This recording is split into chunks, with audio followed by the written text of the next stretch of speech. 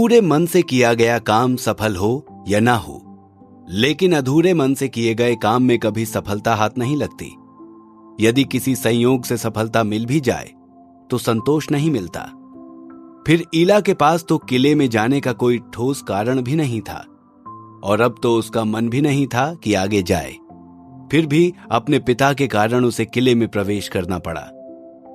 लेकिन ये एक खतरनाक जगह थी, कोई बगीचा नहीं जहां जाकर वो लौट आती। इस किले में जाने और कई दिन तक वहां खोज करने और वापस लौटने के दौरान कोई भी दुर्घटना हो सकती थी। कहीं ईला की ये असावधानी और अनिच्छा उसके लिए कोई बड़ी मुसीबत तो पैदा नहीं कर देगी? क्या एक बार फिर अधीश उसकी रक्षा के लिए आगे आएगा?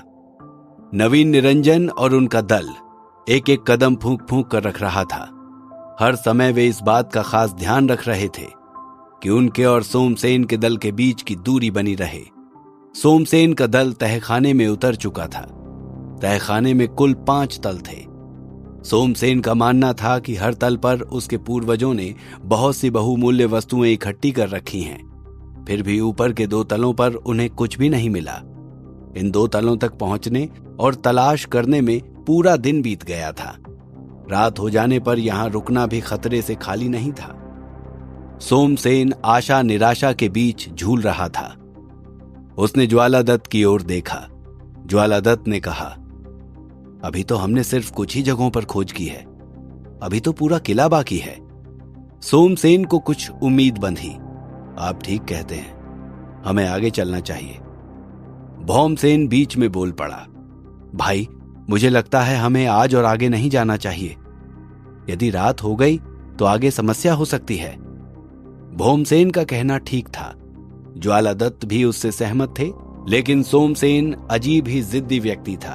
वो चिढ़कर भौमसेन से बोला, क्या पूरे जीवन यहीं रहने वाले हैं?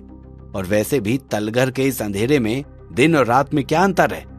समीर ने भौमसेन का पक्ष लेते हुए कहा, भौमसेन जी ठीक कह रहे हैं। रात होने पर जीव जंतुओं का खतरा भी बढ़ जाता है और उन विषैली मकड़ियों की तरह के अन्य जीव भी तो रात में ही सक्रिय होते हैं। सोमसेन ने जलती हुई निगाहों से उसे घूरा। अधीश ने हाथ के इशारे से समीर को चुप रहने को कहा और सोमसेन की ओर देखकर बोला, मुझे लगता है आप ठीक कहते हैं। अभी समय रहते हम कम से कम एक और तल पर तो खोज ही सकते हैं और हो सकता है कि उसी तल पर हमारी किस्मत हमारा इंतजार कर रही हो। अधीश की बात सुनकर सोमसेन का उत्साह बढ़ गया। वो बोला, ये हुई ना असली मांत्रिक वाली बात। फिर तुम ही बताओ अधीश, आगे की योजना क्या रहेगी? भौमसेन ये बात सुनकर चिढ़ गया। वो पहले से ही अधीश को पसंद नहीं करता था और अब अधीश ने उसकी बात काटकर उसे एक बार फिर वो दिन याद दिला दिया। उस दिन के अपमान को उसने किसी तरह पचा तो लिया था, लेकिन वो अब भी उसे भूला नहीं था। वो घटना उसके दिल पर एक कील की तरह गड़ गई थी और रह रहकर टीस उठती थी। और अब अधीश का ये रवैया, उसे पहले ही लगता था कि सोमसेन अधीश की कुछ ज्यादा ही चापलूसी करता है और अब अधीश भी उसे पूरी शह दे रहा है। इसके आगे भौमसेन ने फिर कुछ नहीं कहा, लेकिन कुछ था जो उसके दिमाग में चल रहा था। अब सोमसेन अधीश से ही आगे की योजना पूछ रहा था। अधीश कुछ सोचकर बोला, मैं तो यही कहूंगा कि आपकी जो योजना है वही ठीक है। पहले हजूम को भेजते हैं, पीछे हम चलते हैं। सोमसेन ने वैसा ही किया। जब तीसरे तल पर जाकर हजूम ने संकेत दिया कि कोई खतरा नहीं है, तब सब नीचे उतर आए। तीसरे तल पर जाकर जब सोमसेन ने मशालों के उजाले में देखा तो लगा जैसे सारा खजाना यही है। एक से एक बढ़कर बहुमूल्य रत्न, मणियां और ग्रंथ रखे हुए थे। समय की धूल उन ग्रंथों के पन्नों पर थी, लेकिन इससे उनका मूल्य कम नहीं होता था। इसके अलावा बड़े बड़े बक्सों में कई औषधियां रखी हुई थीं। औषधियों को देखते ही सोमसेन की बाछें खिल उठीं। देखा ज्वालादत्त जी, मैंने कहा था ना, यहां औषधियों का खजाना है। ज्वालादत्त जो ग्रंथों को उलट पलट रहे थे, मुस्कुराकर बोले, मुझे तो मेरा ये खजाना मिल ही गया। समीर और भौमसेन भी अपनी रुचि की चीजों को देख रहे थे। अधीश ध्यान से बक्सों में रखी रत्नमणियों और दूसरी वस्तुओं को देख रहा था, लेकिन वो जो खोजना चाह रहा था वो उसे अब तक नहीं मिला था।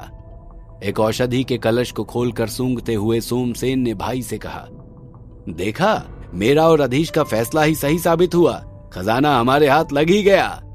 भोमसेन ने दूसरी ओर चेहरा घुमा लिया, जवाब देने की जरूरत भी नहीं समझी। तीसरे तल पर बना ये कमरा बहुत विशाल था।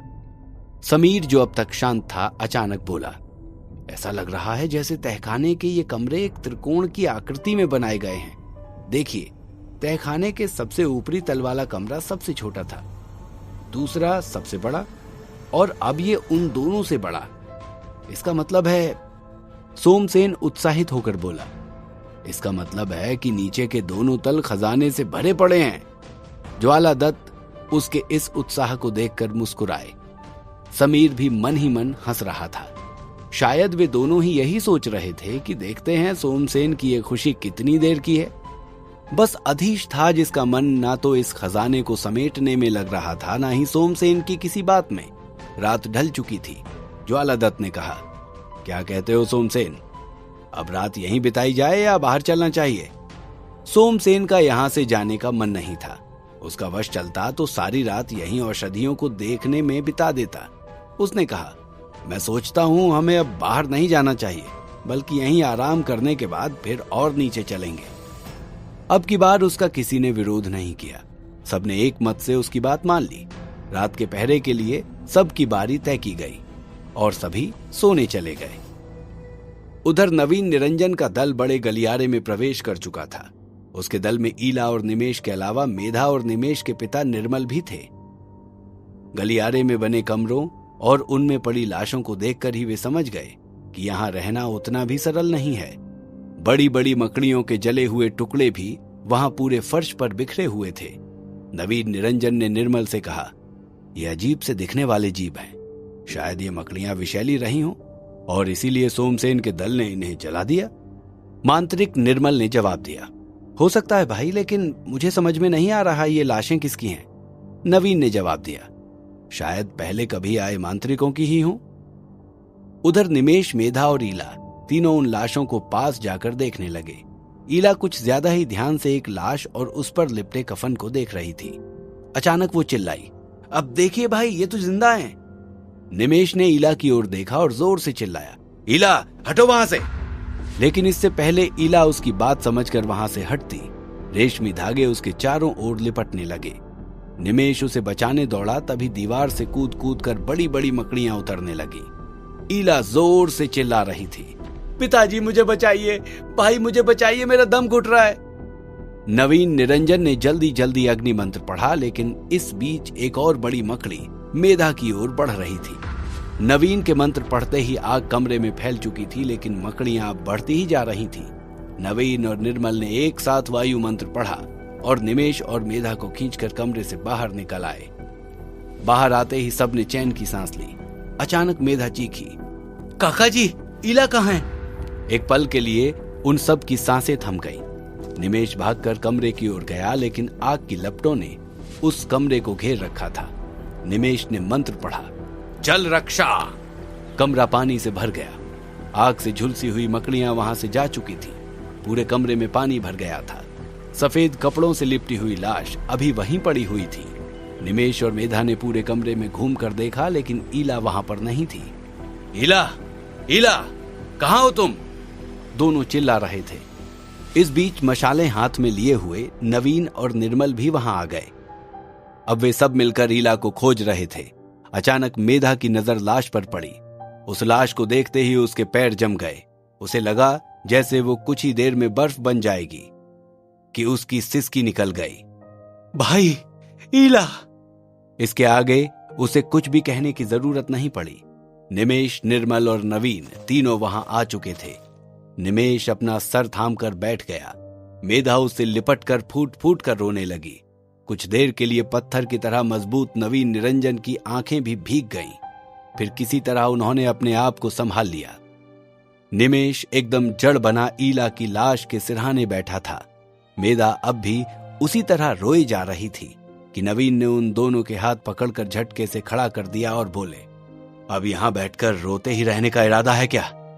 जाने वाली जा चुकी है। हमें अब सावधान रहते हुए आगे बढ़ना चाहिए। उस पल निमेश को समझ नहीं आया कि वो क्या कहे और क्या करे। वो सोच नहीं पा रहा था। कि कोई व्यक्ति इतना निष्ठुर कैसे हो सकता है। अभी बेटी की लाश ठंडी भी नहीं हुई और उन्हें आगे जाने की पड़ी है। तभी निर्मल ने उसके कंधे पर हाथ रखा और कहा, भाई ठीक कह रहे हैं निमेश, अब हमें आगे चलना चाहिए। लेकिन पिताजी, निमेश ने कुछ कहना चाहा लेकिन निर्मल ने उसे टोक दिया। ये तो हमें यहां आने से पहले ही पता था ना कि इस किले में जान पर भी खतरा हो सकता है। इसके बाद निमेश ने कुछ नहीं कहा। भरी हुई आंखों और भारी मन से उसने ईला को विदा दी और निरंजन परिवार का अभियान दल आगे बढ़ चला। उधर अधिपति सामंत रणधीर के यहां गए थे। सामंत वैसे भी विश्वा के परिवार की हर संभव मदद करने की कोशिश करते थे और हर समय उनके लिए कुछ भी करने को तैयार रहते थे। इस बार भी पूरी घटना जानने के बाद वे बहुत चिंतित और परेशान हुए थे, लेकिन यह समय ऐसा था कि वे चाहकर भी मदद नहीं कर पा रहे थे। अधिपति ने जब कबीले के बारे में उनसे पूछा तो उन्होंने जवाब दिया, मुझे तो इस बारे में कोई जानकारी नहीं है, ना ही मैंने अपने जीवन में इस तरह के किसी कबीले के बारे में सुना है। क्षमा कीजिएगा, लेकिन इस बारे में मैं आपकी कोई मदद नहीं कर सकता। कोई और सेवा हो तो कहिए। अधिपति ने कुछ सोचकर कहा, कोई ऐसा व्यक्ति जो यहाँ के इतिहास के बारे में जानता हो? सामंत रणधीर ने कहा, मैं तो ऐसे एक ही व्यक्ति को जानता हूं और वो हैं आचार्य कश्यप। ये सुनकर अधिपति कैलाश सोच में पड़ गए। पाणिक का इंतजार करने के अलावा अब उनके पास कोई रास्ता नहीं था, लेकिन उन्हें बहुत अधिक इंतजार नहीं करना पड़ा। अगली सुबह पाणिक आचार्य कश्यप को लेकर प्रकाश नगर आ चुका था। आचार्य को खुद आया देखकर सबकी जैसे जान में जान आई। आचार्य के साथ सताक्षी, लारा और रानी भाग्य लक्ष्मी को भी आया देख किसी को कुछ समझ में नहीं आया। विश्वा की नजरों में सवाल देखकर आचार्य ने कहा, मैं इनका परिचय आपको बाद में दे दूंगा, पहले आप मुझे मालती जी के पास ले चलिए। सताक्षी से तो इंतजार ही नहीं हो रहा था। रास्ते भर वो प्रार्थना करती आई थी कि समय जल्दी कट जाए, और अब वो घड़ी आ चुकी थी। विश्वा आचार्य कश्यप को लेकर उस कमरे में पहुंचे जहां कड़ी सुरक्षा के बीच मालती जी को ठहराया गया था। सताक्षी भी उनके साथ थी। उधर अधिपति कैलाश ने पाणिक को अपनी समस्या बताई। पाणिक, वैद्य चंडी प्रसाद का कहना है कि प्रकृति पूजक कबीले का ही कोई व्यक्ति मृगांक का इलाज कर सकता है। मैं आचार्य कश्यप का इंतजार कर रहा था, शायद वो ऐसे किसी व्यक्ति को जानते हों। लारा और भाग्य लक्ष्मी भी वहीं थी और अधिपति की बात सुन रही थी। प्रकृति पूजक कबीले की बात सुनते ही लारा सावधान हो गई और बोली, क्या कहा आपने? क्या मृगांक जी पर किसी ऐसे ही कबीले के जादूगर ने हमला किया है? अधिपति को अचानक कुछ समझ में नहीं आया, लेकिन उन्होंने जवाब दिया, जी वही है, वो जादूगरनी चंद्रिका। लारा और भाग्य लक्ष्मी ने एक दूसरे की ओर देखा। आंखों ही आंखों में दोनों ने एक दूसरे से बात की। ये चंदा के अलावा और कोई नहीं हो सकता। उन दोनों को ही समझ में नहीं आ रहा किस तरह अपनी भावनाएं व्यक्त करें। चंदा का पता चलने पर उन्हें प्रसन्न होना चाहिए या दुखी, वे समझ नहीं पा रही थीं। अधिपति को एक टक अपनी ओर देखता पाकर लारा बोली, आप मुझे मृगांक जी के पास ले चलिए। अधिपति बोले, चलिए आप मेरे साथ। मृगांक को एक पलंग पर लिटाया गया। उसकी शांत देह और बंद आंखें देखकर लारा के मुंह से निकला, मृत्यु निंद्रा। क्या मृगांक इस घातक जादू का शिकार हो चुका है? क्या लारा मृगांक को उसकी मृत्यु निंद्रा से जगा पाएगी? जानने के लिए सुनते रहिए द मजिशियंस सीक्रेट, सिर्फ और सिर्फ पॉकेट FM पर।